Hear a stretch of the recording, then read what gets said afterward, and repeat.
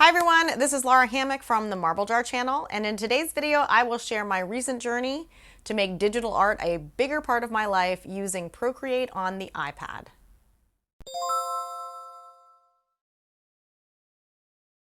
So I'm doing this video to share how I used the last several months to get into digital art. My hope is that some of the specifics that I figured out along the way may help others who are thinking about walking down the same path. So I'm going to talk through the following things: a little bit of background, the importance of daily practice, why I chose digital art over traditional art, the Procreate app, my supplies, training, ideas for topics or projects, and building a supportive community. So let's get started. First, background.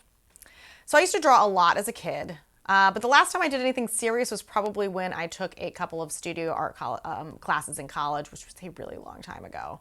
And apart from some creative signs and some really creative birthday cakes, I haven't done much for the last several decades. So that said, I'm from a family who creates things. Pretty much everyone in my family of origin makes stuff. My dad and my brother are both inventors and have a lot of creative side hobbies.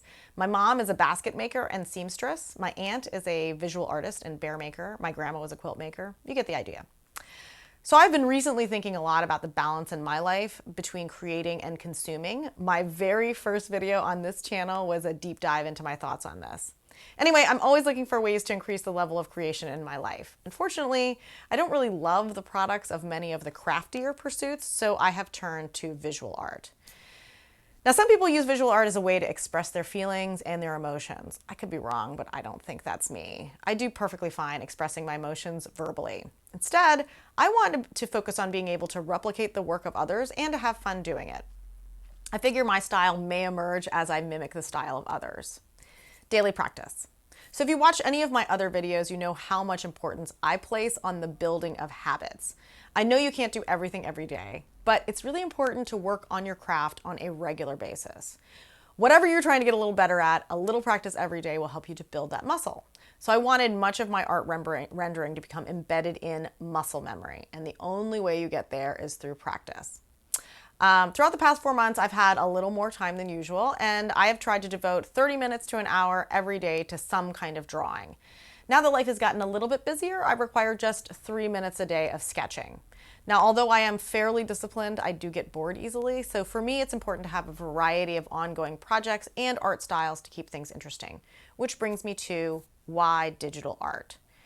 So I started out this process just drawing on a sketch pad, but soon decided to turn entirely over to digital art. So there are 3 reasons for this. First of all, I love new technology. I really enjoy learning how to do new things using software and just exploring new apps. To me, this is exciting and it is not a chore. So this makes me an ideal candidate for digital art, which has an enormously steep learning curve. The second reason is that if I explore the reasons why I hesitate to do art, much of it has to do with lack of supplies and the time that is required to set up and clean up. So digital art eliminates all of that. There is no mess, well, except for the one that you're making on your computer or on your iPad, and there are no expensive supplies to run out of or to procure. There is a significant initial investment, and there are certainly digital tools that you can continue to buy online, but there are no expensive canvases, paints, paintbrushes, etc. You can also do digital art anywhere. So I can take my iPad outdoors and paint al fresco, or I can use the time while I'm waiting for a doctor's appointment to sketch on my iPad.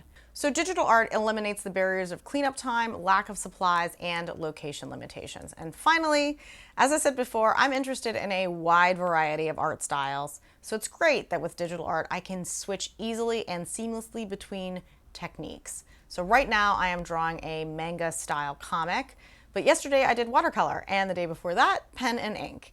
It's easy to switch back and forth, and there are no additional supplies required. The Procreate app.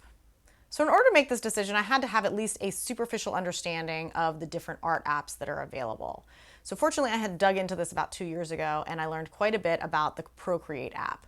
Procreate is available for the iPad. There is also a version for the iPhone, and it is best used with an Apple Pencil. It is incredibly powerful with hundreds of different brushes, infinite colors, and lots of layers to work with. So it allows for lots of creative customization. It is the gold standard for iPad-based pixel art software. and somewhat unbelievably, it is only $10. So I may do some videos on Procreate in the future, but there are a ton of great tutorials on YouTube for beginners. Supplies. So starting out, I had a 5-year-old iPad Pro and a first generation Apple Pencil, but I soon determined that I was going to need a bigger iPad. My current iPad is only 9.6 inches, which is pretty small. Since I like to have my reference photo side by side with Procreate, I only had this like teeny tiny space for drawing. Hobbies can be expensive, you know, so I researched and I bought a refurbished 12.9 inch iPad Pro from Walmart for $500, and I bought the 3-year warranty to go with it. It is still old enough so that I can use my first generation Apple Pencil. I also purchased a case that has a holding space for my Apple Pencil and a screen protector that has a paperized texture, which really helps to make the experience a little more realistic. Next, I went looking for some training. So if you look at my bookshelves, you can immediately tell which hobbies that I want to pursue just by the sheer number of books that I've collected on different topics. This is my stack of books on art and drawing. So to start out, I followed one of the books and I did almost every drawing exercise in it to remind myself of just the basic foundational drawing techniques. You don't really have to have any art background at all to start with these exercises. Next, I downloaded and subscribed to Skillshare.com. So this is a subscription service that costs about $20 every month. I probably will not continue this subscription forever, but it was so helpful in the beginning to give me ideas and to remind me about foundational concepts. Skillshare employs fantastic teachers, not just art, but on a variety of topics, who teach classes. Most of them have some sort of project that you can attempt either during or after the class. And I have learned a ton about the Procreate app and art techniques through watching these very skilled and generous teachers. And finally, YouTube is a fantastic resource. I don't have to tell you all this, but there is a tremendous amount of talent out there and people are generous enough to share their wisdom with you through video. With Procreate in particular, I really like Art with Flow's channel. So she does this whole series called You Can Draw This, where she spends like 30 minutes drawing some kind of impressive landscape or eyeball or something. These videos were extremely helpful for me to watch and see how she used layers, what brushes she used, and how she used some of the less well-known Procreate tools.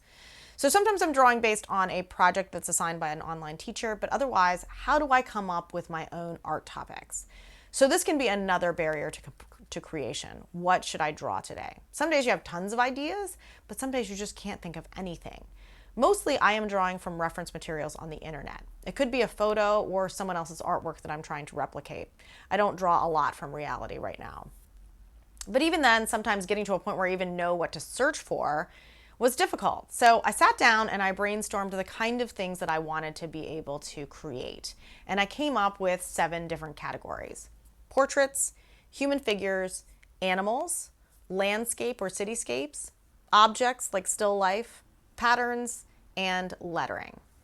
So once I had this list, I brainstormed the sorts of styles or techniques that I wanted to be able to attempt, and I came up with 6 of those: pencil drawing, pen and ink, watercolor, painting that's outside of watercolor, abstract or avant-garde, and cartoon.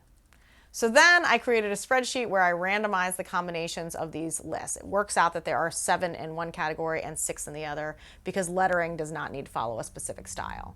So this makes up my projects list. Generally, these projects take more than one day. I search on the internet for, say, pen and ink landscape, and I find something that I want to mimic, and I get started. So once I've completed the project, I take a screenshot, I crop it, and I save it to a Google Photos album for that category. Then I update my spreadsheet with the date that I completed the project rather. I'm also not totally militant. I will skip around if I don't feel like doing whatever is next on the list. And then some days, particularly when I have a short period of time to do a drawing, I won't work on a project at all. Instead, I just have a list of ideas to draw.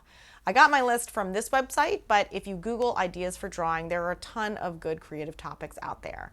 I went ahead and copied some of them into a spreadsheet so that I can also check these off. It eliminates yet another barrier to creating. And finally, I have tried to build a community. So when you're really passionate about something, it's always fun to have like-minded people to talk to about it. You can certainly talk to your friends or your husband, but it can quickly get boring for them unless they are similarly passionate. So I started out by contacting my aunt, who makes a living as an artist. She's easy to share with since she's so supportive, and she can also send me some of the things that she's working on. In addition, I mentioned to a friend that I was taking up this project, and coincidentally, she was putting together an art group. So now, as it turns out, these are real artists, and I consider myself more of like a hobbyist or artisan, but my passion level is just as strong, so I'm enjoying all the conversations about technique, inspiration, and shared interest. Community is really important to keep you going when your energy runs a little low and to inspire you to take chances and stretch yourself beyond your typical comfort level. And that's it. I've been pursuing this for about 4 months, and even though I know that my interest will wax and wane, I hope to continue this journey throughout my entire life. Let me know what you think. Comments are always appreciated, and thanks for watching.